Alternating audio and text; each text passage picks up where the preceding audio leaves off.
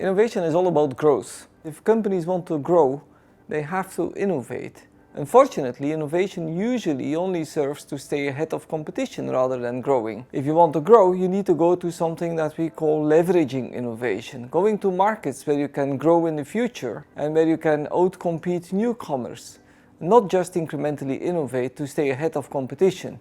Most business schools that offer innovation programs, they talk in a very managerial way, disconnected from technology.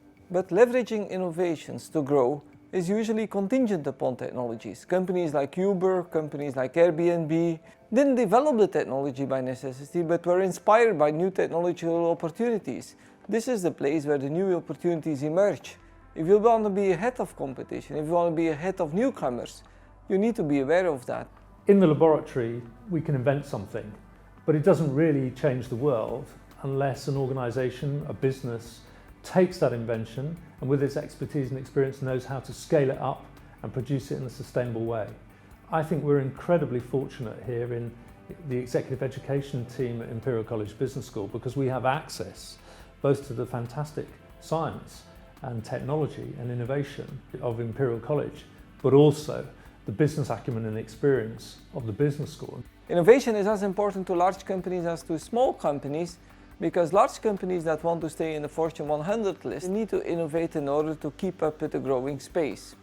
In order to do that, they need to use their competencies and leverage their competencies into new technical or new market domains. Our program helps large companies to deal with that innovation process, to look at how to overcome the barriers of going from a lead user concept to something that can become a new business in the company. Knowing about innovation and knowing what innovation is one thing, doing it, of course, is another. And it's probably the more important part as far as a business is concerned.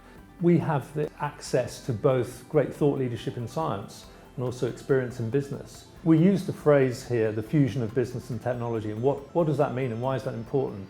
And it's really with the fusion of science and business that the great advances in society are made. And I think what's tremendous here is we can put those two groups of people together. We can develop people who will go out and change the world.